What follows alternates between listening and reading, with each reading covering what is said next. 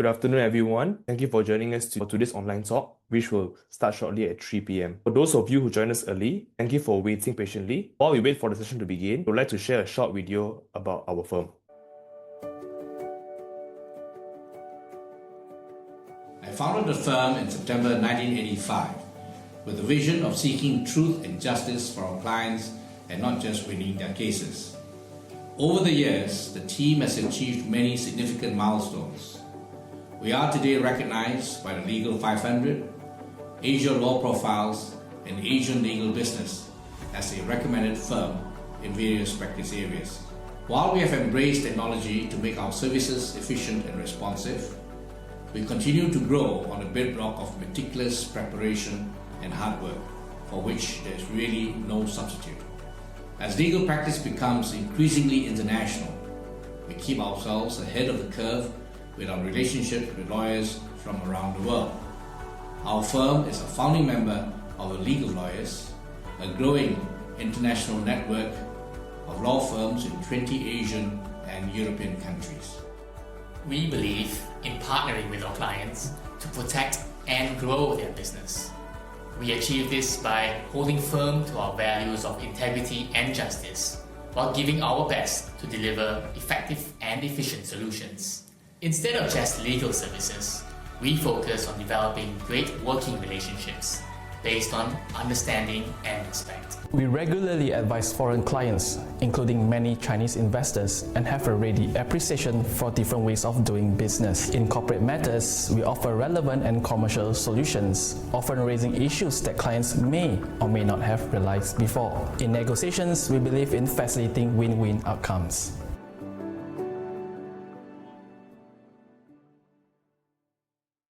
Welcome, everybody. Thank you for joining us for today's online talk entitled Strengthening Your Contracts in Uncertain Times, the Force Majeure Clause. My name is Raymond Lee, a pupil in Chambers, here in Majeure and Associates. Before we begin, allow me to briefly introduce our firm and the work that we do. Majeure and Associates is a mid-sized law firm founded in 1985 by Dato' Marvin Kwai. Dato' Ma now serves as a consultant in the firm. The firm continues its tradition today of working primarily with SMEs, family businesses, and individuals. We are a full-service law firm with a corporate department, dispute resolution department, including litigation, adjudication, and arbitration, dedicated employment and industry relation team, department focused on servicing the need of individuals and family. Our practice groups indicate some of our focus areas, which are supported by talents from both our corporate and dispute resolution teams. Today's talk is part of our MWKA online talk series. By way of background, we have been organizing monthly lunch talks at our office since 2013, some of which were also broadcast live, but with the COVID-19 MCO,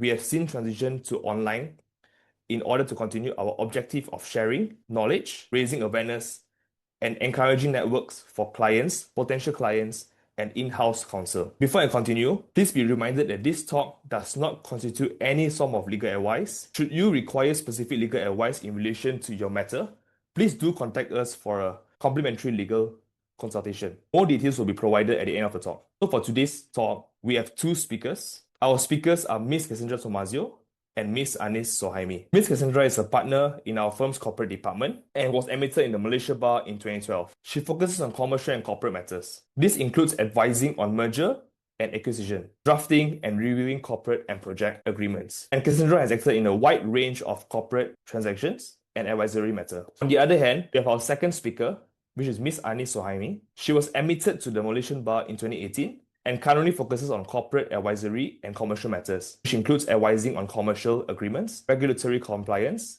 and merger and acquisitions. Ms. Anis also leads our Sharia Advisory Department with notable experience in advising performance and related disputes, from boilerplate provisions to heavily negotiated terms. Ms. Cassandra will speak first on learning from recent global events and understanding how force majeure clauses, and Ms. Anis will then cover common drafting pitfalls in force majeure clauses and the practical steps businesses should take now. If you have any questions, please feel free to type them in the Q&A chat box. We will address these questions at the end of the session. With that, I will now hand the session over to Ms. Cassandra to begin our talk for today. Thanks very much, Raymond. Hopefully everyone can hear me well and fine. Good afternoon, everyone. As Raymond has very kindly pointed out, I'm going to kickstart this. I'm going to go for a very non-traditional start. So usually how talks like this go is we start with definitions, legal definitions. I give you Investopedia definitions, and we dive straight into force majeure legalities. We're going to do it slightly different this time around, so I hope everyone bears with me. Please be reminded that if you have any questions along the way, it can get a little bit complex in terms of definitions and clauses that we're going to discuss today. So if you do have any questions, there is a Q&A box, there is a chat, pop it anywhere in there for us, and we'll be happy to address them after. So what most of you are seeing on the screen now is recent events, which I think a lot of you can relate. Many of us have seen the news. We've seen the geopolitical context surrounding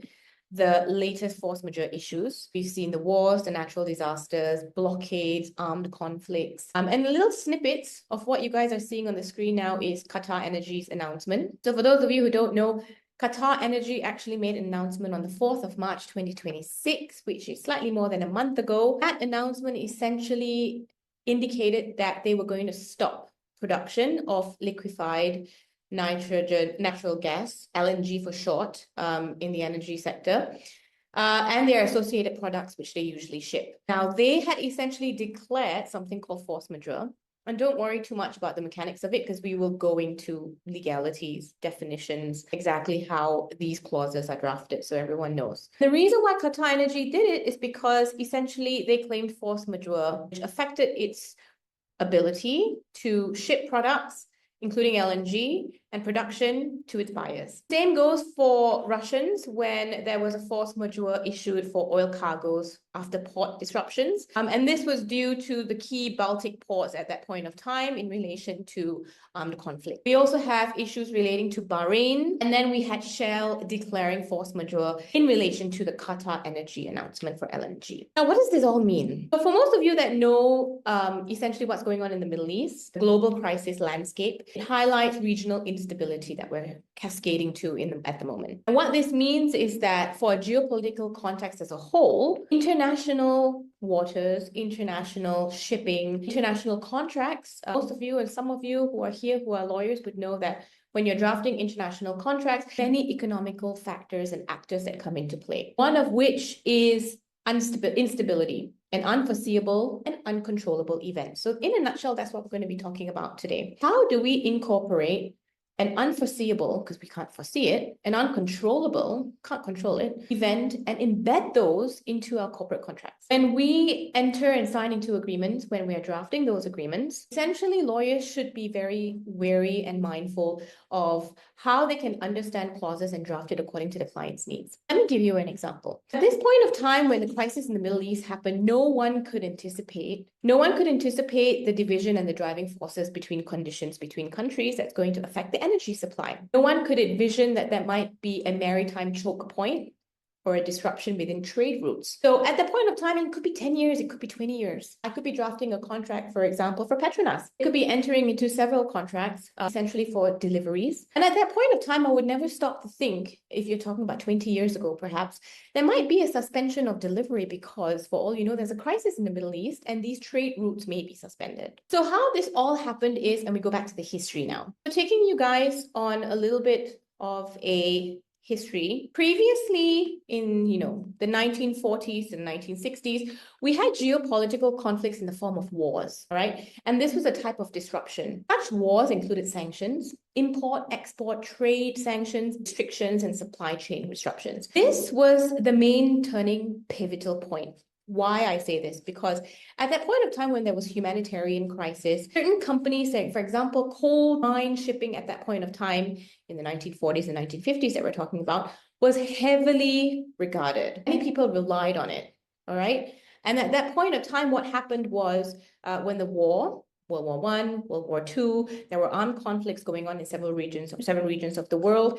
It was very hard to narrow and prove what would happen if certain contracts wouldn't be able to perform. So what happened at that point of time? Common law system of frustration came in. So under contracts, many of these contracts that couldn't be performed, you merely use the doctrine of frustration. And this force majeure by law essentially happened in several areas of the globe. It started in France, in the UK, Russia, Germany, and force majeure was then classed as as an implied term that most contracts should have when there is an unforeseeable and uncontrollable event. It's an unavoidable situation where the contract cannot possibly be carried out. A buyer may not be able to pay because they wouldn't be able to go to the bank. Let's not forget those days in the 1940s, there was no online transactions. We couldn't pick up our phones, we couldn't do it now, we couldn't transfer X amount of money, we couldn't issue a check. Those days you had to physically go to the bank or you had to issue a banker's check in order to pay for your goods. So certain things that could have implied from wars and armed conflict at that point of time was that essentially people couldn't pay for their contracts. And would that mean that they were then caught and that they would then be defaulters and they then breach their contracts?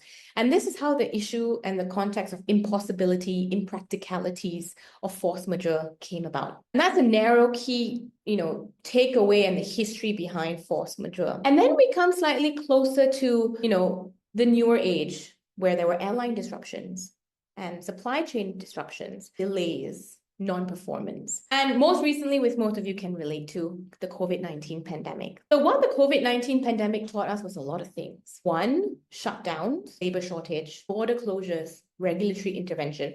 This was on a massive scale. And it then taught us that disruptions nowadays are no longer rare. And the COVID-19, as most of you know, happened for many years. The businesses that ran in a high-risk environment, and most of them had to shut down. Airlines declared bankruptcies, right? So contracts, which were then often outdated in terms of based on armed conflicts or the war, became outdated.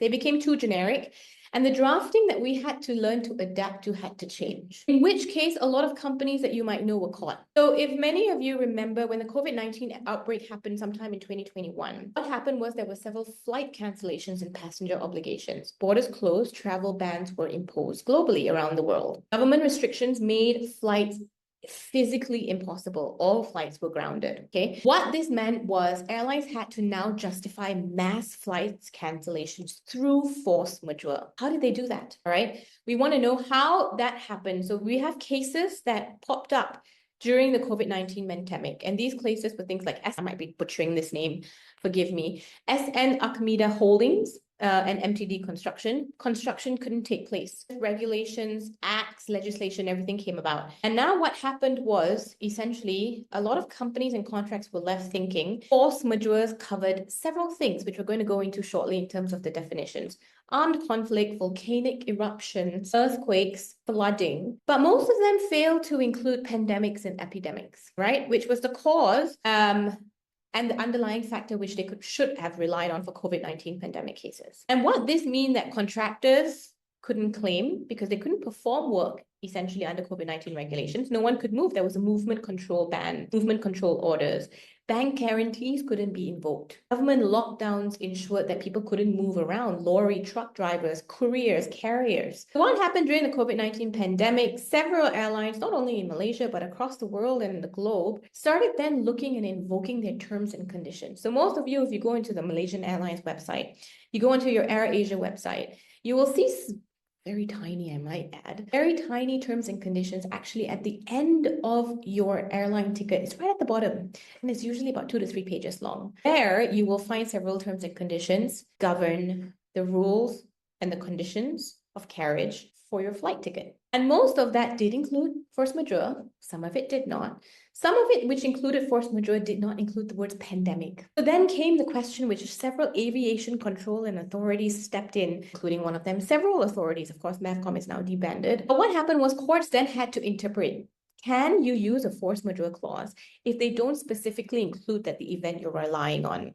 So for example, the pandemic, if the force majeure included fires, there was volcanic eruptions, there is armed conflict, there's war, but there's no pandemic and epidemic, can we still then rely on a force majeure clause? This is the important question which several courts then raced to hear arbitration, no doubt as well, from the historical context of the World War. So you can see how far back these force majeure clauses actually go. Now, essentially, why? Why do we need them? We need them because one of the recent global events that have been happening, and as everyone can see, we're moving and we're shifting from the term boilerplate. Last time, force majeure clause used to be a simple boilerplate clause. We're moving now into it being a very heavily negotiated clause. A lot of people trying to put things in rather than take things out.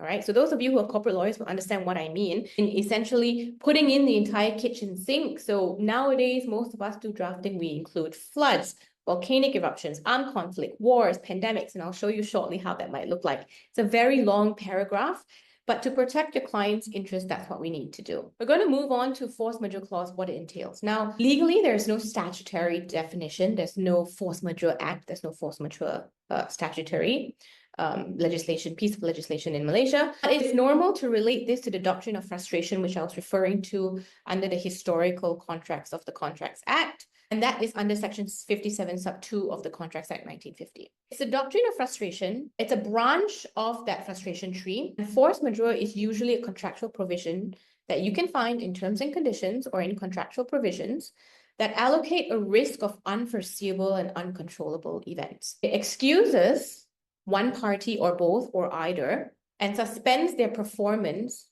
under specified conditions. Now, this is important, okay? I repeat that, specified conditions. What specified conditions are is entirely subjective because that's up to whoever is doing the drafting, lawyers, parties that are going to include certain conditions, and I would call it, in converted commas, events, all right? We're gonna get to that shortly. It's not implied by law. So a lot of people don't understand this. A lot of people think there's a war.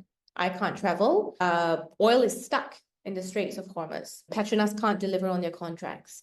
I must claim force majeure. It's my right. It's not as of right. Force majeure is not implied by law in many jurisdictions, including Malaysia. You must expressly include a force majeure clause in your contract in order for courts to consider it. In the absence of that, you cannot rely on it. What you would need to rely on is then the doctrine of frustration. Now, force majeure is very specific, and if you understand that basic, then you would understand that it operates strictly based on wording. Wording, wording, wording, and wording alone. So what this means is that literally, if you do not have a particular event of force, or you have a very wide range of supervening, unforeseeable events outside one's control, you then are left with two clauses. Either one which is very open-ended and widely worded, or one that is very narrow and tight. Which one you choose, it's subjective and very heavily dependent on what exactly your client's nature of business is. Typically, the contractual mechanisms in Malaysia, which are included for force majeure, are usually triggered and covers acts of God and natural disasters. We've got flooding in Malaysia, it's very common, or riots, also common, but it's still included because you never know when there is an international contract that binds your client, or your client is doing shipping for a contract and sale of supply of goods with an international overseas party. So that must always be included, and regardless of whether or not you think it might happen, it's always safer to include it in. Now, you need to include in force majeure clauses and ensure is that the event must be unforeseeable. So a lot of people ask us this, clients included, they turn around and they say, okay, well, look, Cassandra, can I include employment and labor issues as a force majeure? If one of my employees leave and they are no longer with us and I don't have the manpower anymore, can I claim force majeure? No, you cannot. Things like that, which is what I mean. It needs to very narrowly fall under this context, and it's very heavily dependent on the wording. Even a specific clause could be detrimental to your client in the future. All right. Circumstances must be external to the contract. So it cannot be employees of the company, it cannot be its subsidiaries, agents, it cannot involve the party to the contract, whether it's the supplier or the buyer or any other contract or any other party. It must be an external force, right? And the event must be serious enough to render it impossible for the party to perform that obligation. Example, during the COVID-19 pandemic, people could not go out because there was literally a government ban. You could not go out, you could not drive your car, you could not visit people, you could not have house parties. And so if you are in the entertainment business, a lot of event companies got caught under this. If you are in the entertainment business and you are bound by your client to provide services for an event of 200 people, you physically cannot do it because you will get in trouble and no hotel will take you. Ballrooms closed. No hotels weren't taking event companies and opening functions and things like that. So at that point of time, since it was external, so it was an unforeseeable event, envisioned the COVID-19 pandemic, and it was serious enough that the event company couldn't possibly discharge its services. Okay, so that's just a nutshell, and that's a perfect example of force how it's invoked. Now, this is what you see on the screen is an example. Of course, take it with a pinch of salt and bear in mind, guys, that there are slightly more complex definitions and there are slightly shorter definitions depending on what contract it is, for example. one, and two, the party's nature of business and the context. So from what you see here, this specific clause and example includes things which you can see in 1, 2, 3, 4, fifth line from the top, third from the bottom of the first paragraph. You would see the force majeure event that we have covered and defined here includes acts of God, acts of war, terrorism, fire, flood, earthquake, invasion, civil war, rebellion, strikes, governmental orders, pandemic, epidemic, movement, lockdown. Again, I'm going to stop here. See the context in which we wanted this definition to be wide. And when we said wide, we wanted to cover a catch-all, which included pandemic, epidemic, and movement lockdown, just to be sure. Why I say this? Let's give you an example. Things, or the WHO, which is the World Health Organization, may not have necessarily ordered that or classified a specific disease as a pandemic. Certain countries may invoke a government lockdown. Could be stemming from COVID-19, could be lessons learned. So they could have invoked a movement lockdown, but not a pandemic. Had we not included movement lockdown in this definition, and something was not classified as a pandemic or an epidemic, but a government still invoked a movement lockdown, we would still be able to invoke this law. So these are just examples of what I mean of definitions that you want to be subjective, wide, narrow. That's up to you, depending on what you want to capture. Okay, so that's an example of a force majeure clause. You see on the top there is we've defined what force majeure event should be. If I go back to my previous slide, I fulfill 3 criteria here. The event must be unforeseeable, the circumstance must be external, and it must be serious enough to render it impossible. That's the first part of my paragraph. The second part of my paragraph for this force majeure clause essentially highlights, stipulates, and defines what exactly should happen if an affected party has to invoke the clause. Here it says it needs to be in writing, so it can't be just something that you pick up the phone and say, oh, I can't perform the service under my contract, can't deliver the goods to you, sorry. Has to be in writing. You have to give details of the event, and then you need to inform and notify the other party whether or not it's suspended, and if so, a relevant deliverable. So this is where, and I've given you an example here to highlight an example. Several contracts got stuck under both a doctrine of frustration and a force majeure. Why? Because relevant periods and deliverables shall be extended by a time period, as you see here in the second last sentence of the second paragraph. And this means that you do not know how much of time is going to be used up. How long can this agreement be suspended for? Because parties cannot include or fulfill their obligations. So this is where a lot of people suffered, because the COVID-19 pandemic wasn't a month, it wasn't 2 months, it wasn't 2 years. In fact, it was more than 3 years. This is where the obligation of time to be extended mutually caught. Because a lot of people weren't able to wait for 3 years for their items.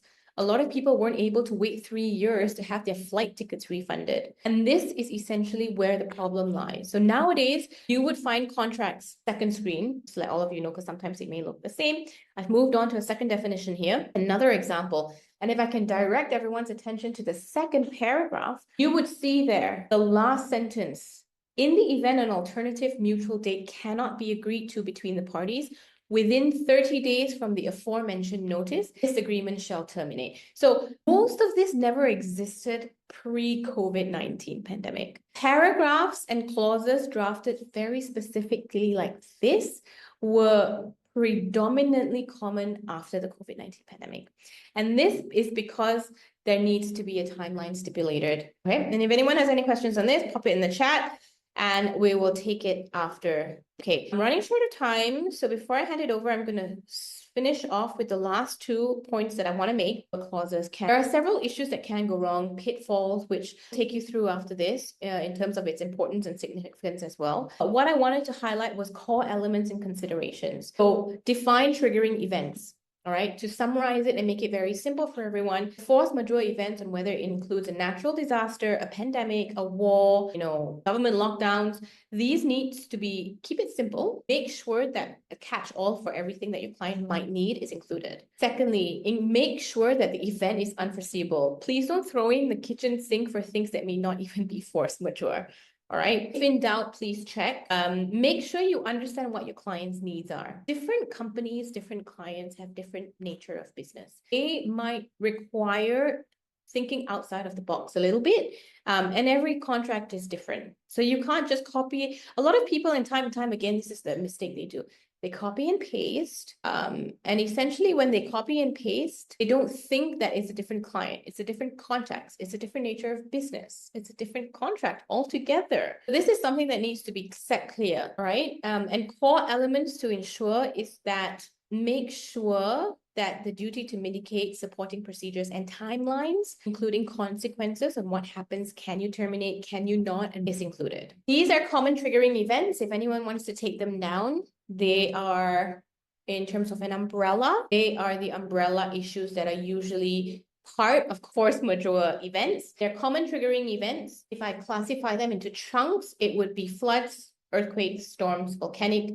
Again, this can be included into several smaller aspects. It could be health crisis, I mentioned earlier, epidemics, pandemics, but if you wanted to go further, you could include government lockdowns, rules and regulations, authoritative political events, war, terrorism, civil unrest. You might want to include armed conflict. Like I said, it's not a catch-all. Government actions, infrastructure failures, and power lines and outages.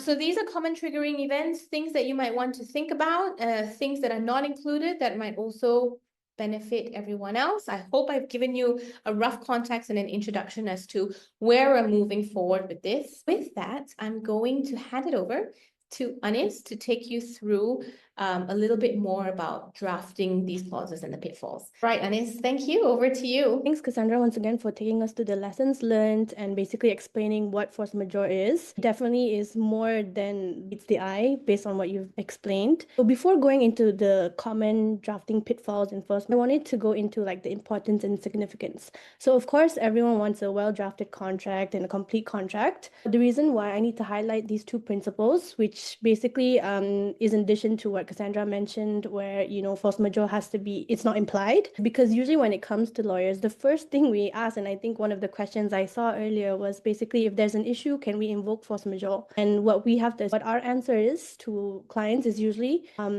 you need to go back to the governing contract. What does it say? What are your options there? So looking at contracts at the drafting stage is important, and it shouldn't be an afterthought only when a dispute arises or anything like that. So the reason why drafting is really important, obviously, a well-known principle is that if it ever comes before the court will, within the confines of the agreement. So whatever it says, whatever is stated in the contract, that's what the court will look like. Follow the immediate, what is obvious in those contracts. And for force majeure, whenever you want to rely on it, it must be specifically provided and it cannot be implied by law. Otherwise, you have to rely on frustration, as Cassandra mentioned. These are the main principles and why you need to look at contract drafting in the beginning. So this next slide, so I wanted to show basically what you may find in your contracts. You'll see it's quite different to what Cassandra shared, the samples that she shared earlier. It's not to say that the longer the better, but I just wanted to highlight what the clauses look like perhaps before you looked into it. So before you are able to identify the common pitfalls, you would need to know what to look out for. So the first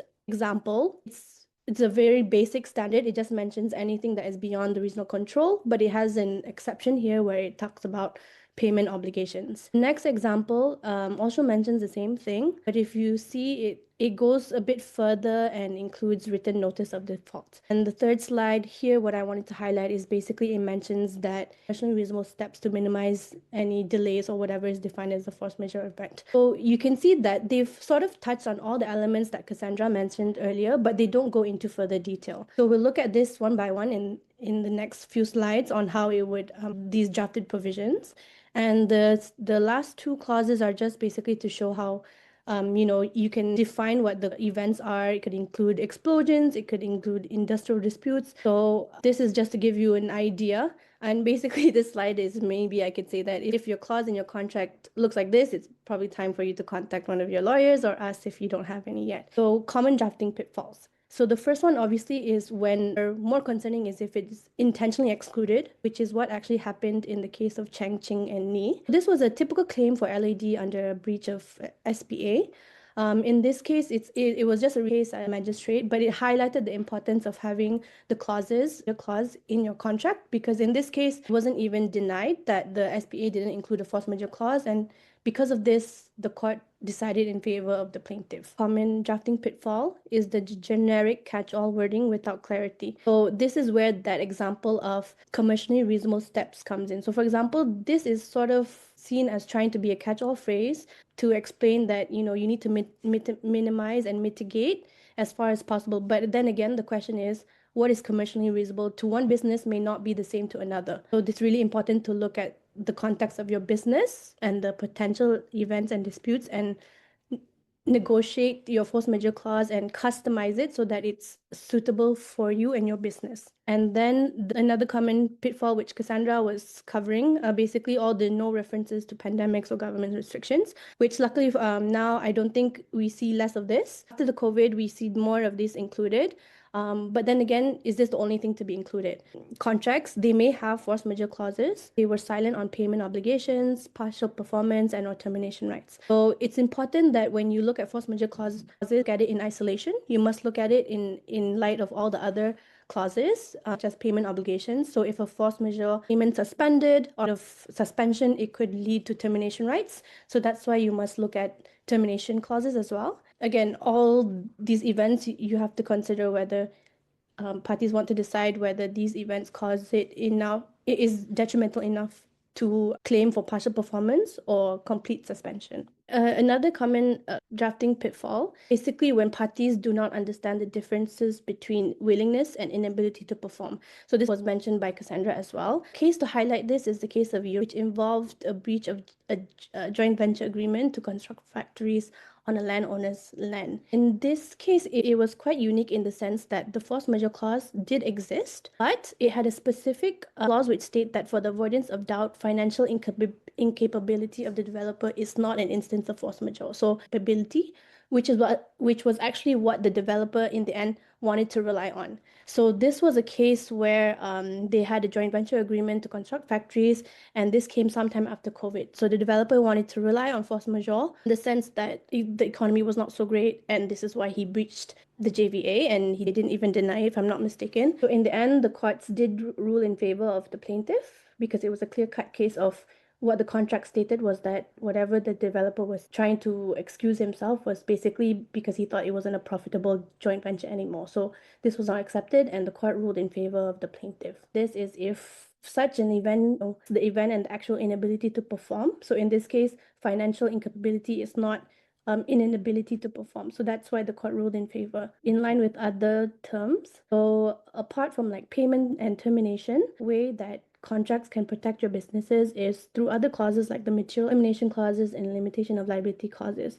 So you need to draft all of these in line with the force majeure clause, and you also need to check which one would proceed over the other in line with another and in alignment with each other. Even with the force majeure clause drafted, you may find yourself unable to rely on the force majeure clause.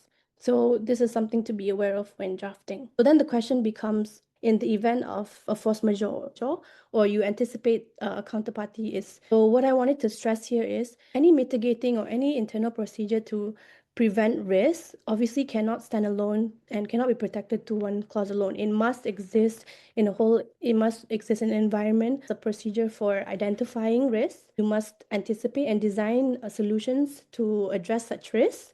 Out which ones are reliant on supply chains, which one are reliant on government approvals. Identify what those contracts are, relevant force majeure clause, and make sure that it expressly excludes lockdowns and MCOs. So what I'll go through now is what you will do at the drafting stage. So if you're not currently looking at like what happens if there's already an existing contract and what to do next, this is what you should do if you're looking into entering into a contract. So check the clauses. In the event of force majeure, are payment obligations suspended? Is partial performance required?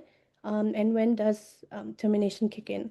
So like I mentioned earlier, you would need to consider, for example, do you want termination to be automatic, for it to be after a certain number of days, or only in the failure of mitigation? So all these are unique to each business. So you need to assess what they would be and make sure that they're defined within the force clause. And when you're drafting the force majeure clause, make sure that you clarify the cause and effect. So this is where the link comes in. So make sure that it's an inability to perform the contract. So if contract is solely for payment obligations, obviously you would need to consider timeline or for something like that. But if your contract is for construction, obviously you need to clearly define an inability. So what would prevent someone from constructing, or would it just be a matter of, the financial feasibility of once you sort of strengthen the force majeure clause in your contract, make sure that it aligns with other clauses. So the termination clauses, the limitation of liabilities, all this needs to be looked at to see whether there's any parts of the other clauses which needs to be strengthened, or other risks clearly. So payment terms obviously would fall on the would obviously be for the purchaser and all that. But if there are other risks that should shift to other parties, for example, you may have subcontractors, sublessees, or anything like that, you need to make sure that the risks are clearly spelled out. In terms of what happens if you're looking at an existing contract, so drafting is already no longer in question already, you have to look at what are you supposed to do with what you have in hand now. These are the steps that obviously you would need to look at. You would need to review the clause, the extent of the clause, and you would also need to assess if other clauses in the agreement would allow for any amendments, if there's any issues. But hopefully, if all is in order, then you would need to check whether the clause is applicable in your current circumstances. So the event that you want to rely on for force majeure, does it fall within the definitions of that contract? And if so, you must start gathering evidence, timelines, all the usual to prepare for any negotiations or renegotiations. Follow the contractual procedures, any notices, any mitigating factors, make sure it's all in order. Corporate contractual reviews, this in terms of our litigation team, if you find yourself looking into what would happen after an existing contract. So I think I've covered all the points for the common pitfalls and the practical steps, and I pass it on to Raymond Lee for the Q&A session. Thank you, Cassandra and Ms. Anis, for your valuable insights on today's topic. So let's now dive to the first question is from Catherine Lee. The question would be, you mentioned that certain specified wording would render force majeure void.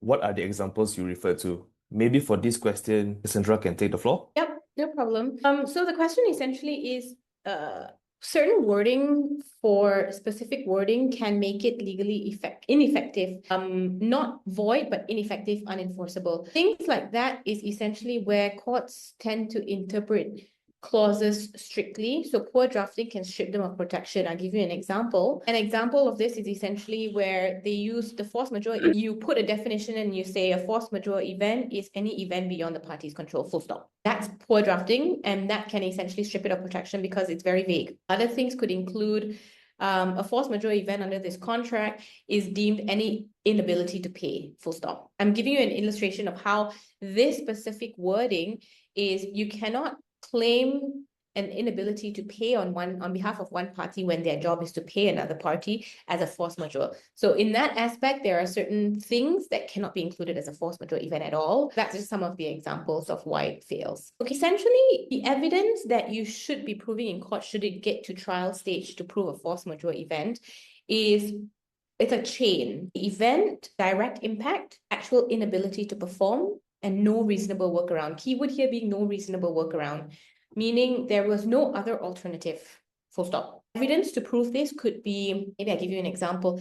There was a war. It's not enough, okay, so it's not enough to say there was a war and perform my duties, full stop. I'll show that, okay, for example, there was a war, the shipment route was closed. Example, the Red Sea or the Strait of was impossible because there was no other way to use. It was only that strait. And the events type, evidence of these type of things to show this factual change could be a shipping log, countries or country ban or port authority notices, and supplier failure notices, for example. So something in writing that proves that they can't move. And an example of that was the Malaysian ships that are currently stuck in the Middle East. It would have a shipping log to prove that the communication with Iran or communication with X amount of countries or communication from the shipping authorities or the port authorities shows that we can't pass. That would be an type of evidence realistically to provide. Moving on to the next question.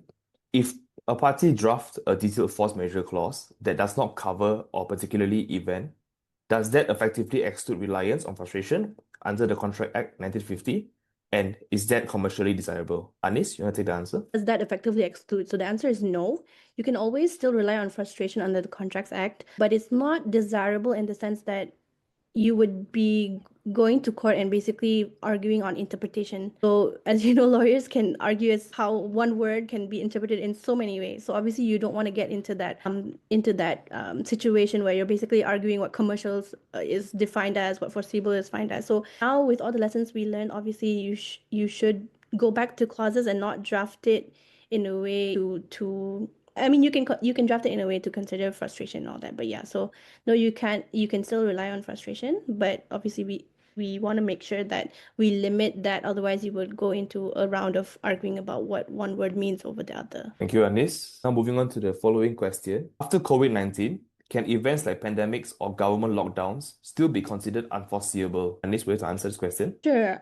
Usually when it comes to court, right, in terms of force majeure clauses, courts are not looking at whether it's foreseeable or not and how it's interpreted. It's usually what the contract. So if your contract says pandemics is unforeseeable, then the court would treat it as such. If not, then obviously if it's not, then you argue it under force majeure. You most likely would have to argue under frustration. So that event under the contract, in the context of your contract.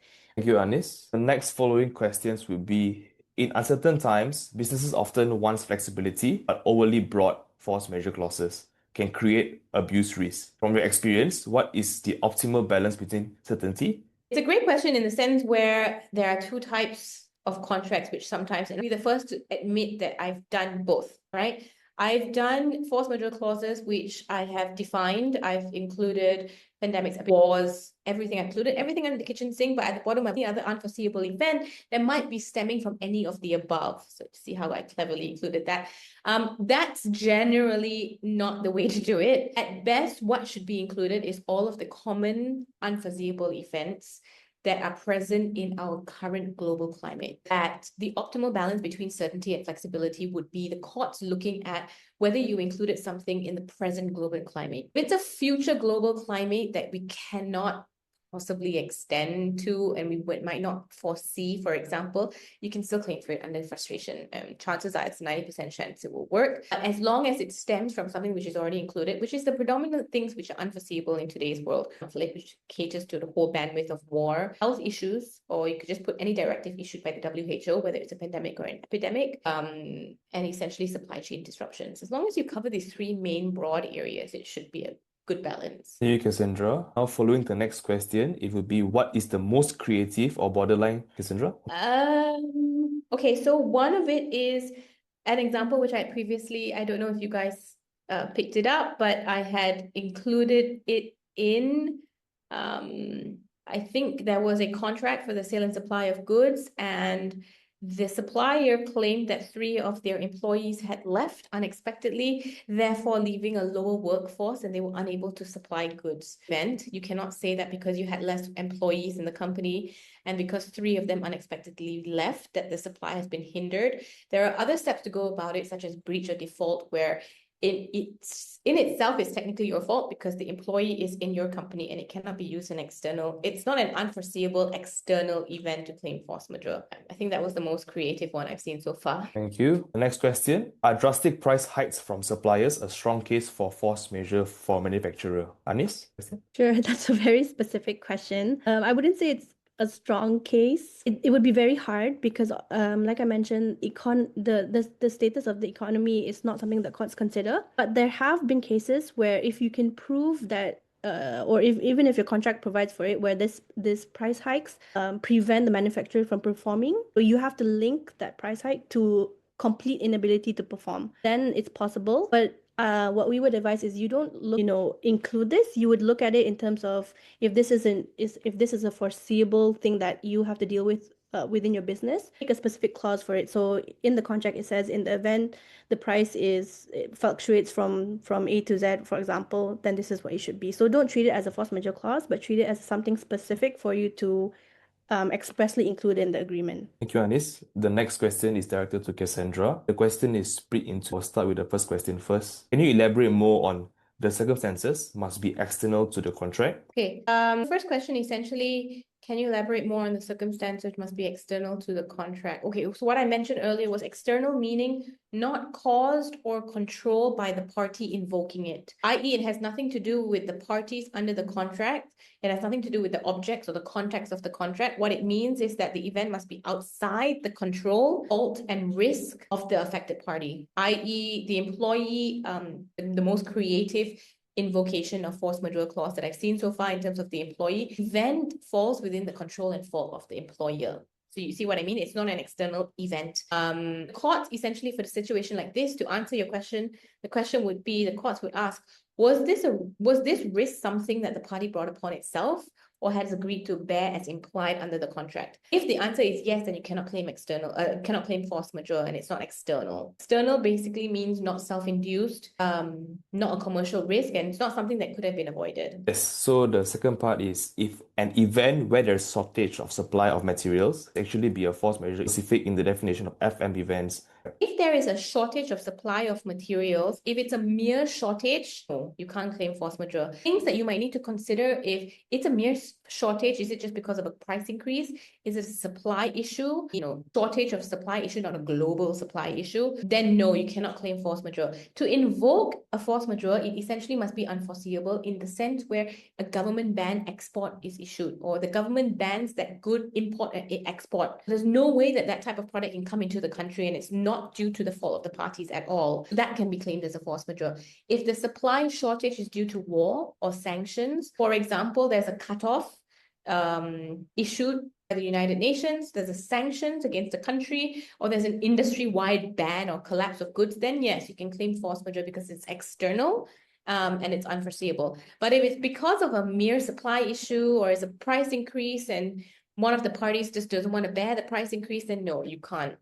Usually payment obligations usually continue to run, but we have drafted a few force majeure clauses in contracts where essentially the client tells us, if this particular, and this has happened straight after COVID-19 pandemic, we were doing a draft, it was a very complex draft, and in that draft, it involved the sale and supply of goods cross-border. So there was an issue that if, for example, whatever the construction materials wouldn't arrive on time, they could not get the goods there because of a government lockdown, or there was no flights, or the flights were going to get cancelled because of COVID-19. And this was straight out of 2020, and I think the end of 2023, the COVID-19 pandemic, where people were still scared whether or not there was going to be another government lockdown. In situations like this, we included specifically in the contract, because we were just around that time when we were drafting it, that payment obligations are halted in the event of any force majeure, or there's any government lockdowns or pandemic, or government issuing bans, in which case the buyer is not obligated to pay for goods which have not been shipped. So there are clauses which are a little bit more complex and comprehensive if you foresee it. And this is one of the examples of how you can mitigate it by removing a payment obligation for force majeure. Since we're running out of time, we will take one last question. So from your experience, do clients actually want legally precise force majeure clauses, or do they prefer vague wording so they have room to argue later? Maybe Anis can answer this.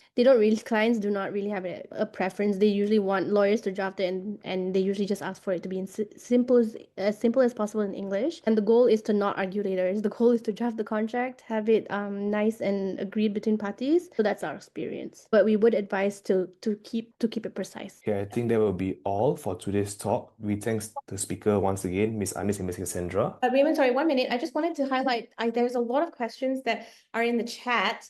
And also in the Q&A. So I just wanted to highlight to everyone that if we haven't addressed your questions and there's something pressing that you want, please feel free to email myself or Anis, and we'll be happy to address your questions, okay? Thank you. Before we conclude, I have a few announcements to make.